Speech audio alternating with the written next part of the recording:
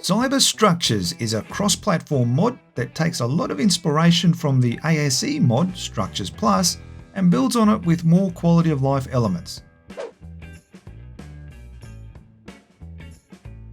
The mod currently contains over 100 structures and recipes ranging from your early game stuff all the way through to end game items and everywhere in between. A lot of the building quality of life stuff from Structures Plus has already been integrated into the main game's building designs, but now you can have some of the things that have been missing. For instance, ceilings can snap to walls and ramps and don't require foundation support, as you can see here.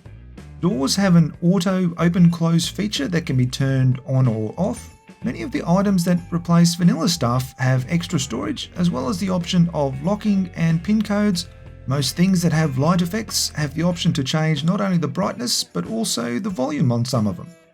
There are also a heap of options that can be configured with the ini files, but console users will have to wait a little while longer for an in-game admin panel. Okay, the pieces. The early game stuff, there's a lot of things with extra storage. Nearly all of them are able to be locked with optional pin codes. The feed trough has a huge range. Torches no longer need fuel and you can set them to auto on-off, as well as being able to dye them for a little bit of extra visual. The water intake doesn't need to be in water. That's great, especially if you're on Scorched Earth.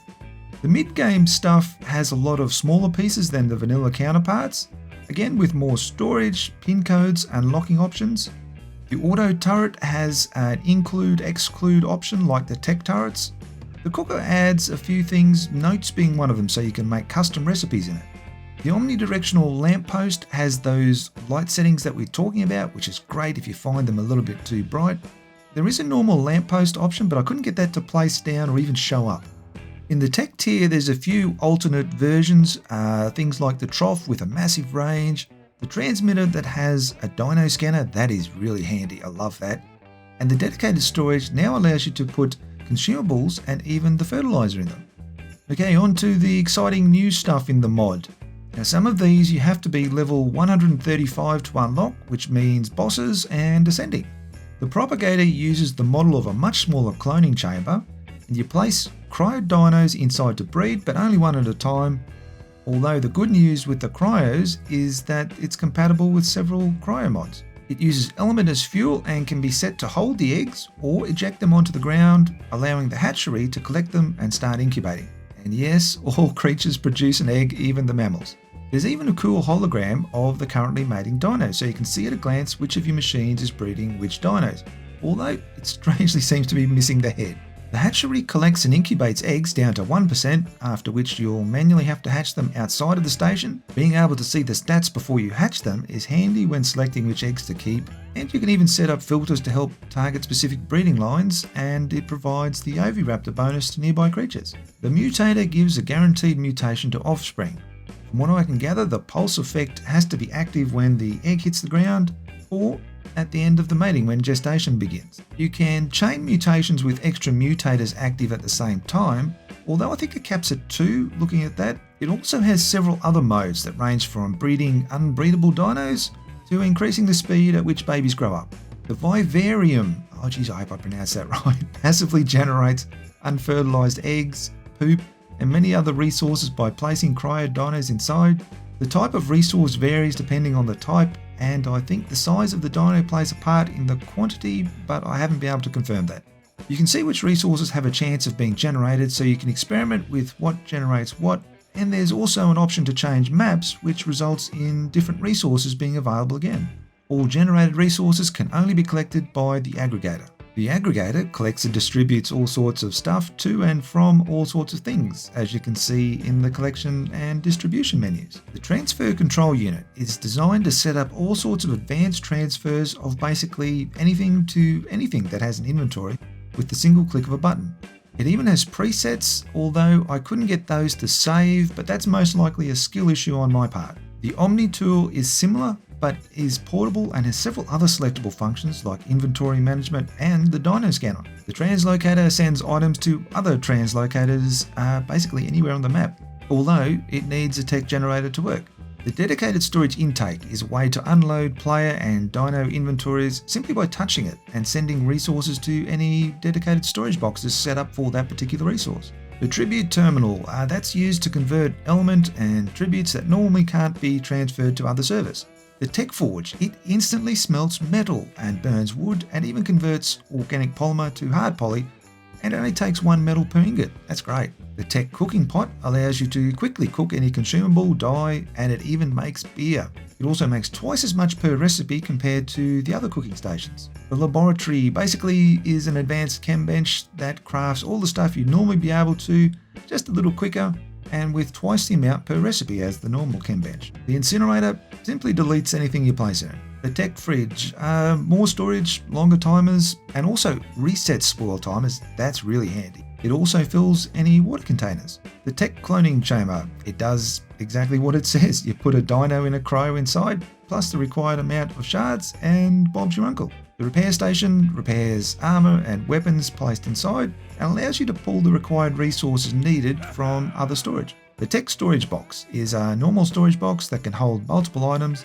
It's smaller than a vault and actually, when powered, acts like a fridge. The Metal Storage Box is available early on. It has more storage than your wood storage box. It's metal to withstand any stray dinos that can damage wood, and it's pretty cheap to make as well.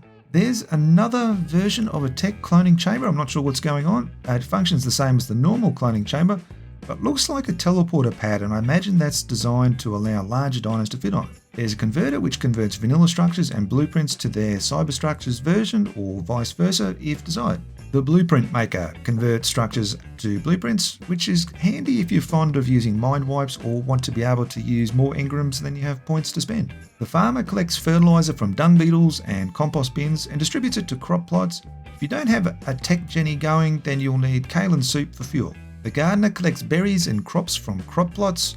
It's refrigerated and it uses tech power or beer as fuel, because of course toiling in the garden all day works up a real thirst. The Nanny acts as a trough for babies up to 15% maturation. As well as imprinting non-adult dinos, it only needs electricity or tech power. The Beehive needs rare flowers the same as the normal version, but it produces honey so much faster and there's no more getting stung when checking the hive. The Metal Bookshelf, well, it's metal, obviously, and holds a massive amount more blueprints than the standard version.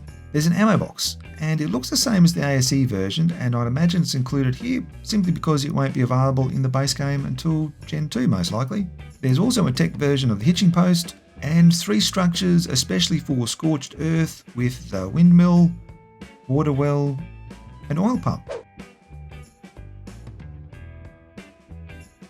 Okay, pros. The early and mid-game stuff that can replace vanilla structures really adds some nice quality of life stuff, especially the extra storage. The post-ascension endgame stuff is a really nice touch, since once you get to that stage there usually isn't all that much left to look forward to. The structures really look the part with the cyber theme, and apart from that, I do love me some well-designed extra pieces to flesh out the spaces around my base.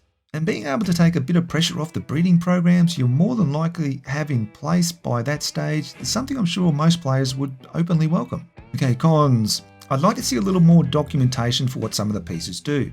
There are some handy notes inside the inventory of the more advanced pieces, which is a big help, and even some references on the Discord pointing to the old structures plus mod page on the old wiki.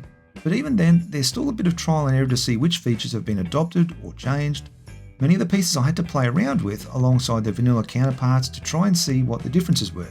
I feel I've missed out on a few of the features that have been added simply because I don't know what I'm looking for. There are also regular reports of some small bugs and issues, but they aren't game breaking, and this is Ark, we're used to that a bit. The mod author is very active in the Discord and addressing any that do pop up, so I'm not too concerned about them. A lot of the quality of life stuff with the early and mid-game pieces are a really welcome addition. There are plenty of upgrades to many vanilla building and crafting stations, and along with the new stuff, there's always something to explore as you level up even after ascending. I'm not a big fan of the time breeding takes, so the pieces related to that are a massive drawcard for mine. Even though there are a few bugs and minor issues, they are constantly being addressed and updated with very regular patches. As a bonus, the groundwork has been laid here, so there's also potential to bring even more of the structures plus stations across at some stage in the future. There's certainly a lot to like about this one. I'm going to give Cyber Structures 4 stars, and make sure to check out these other reviews of some mods that can perhaps add even more fun and value to the game.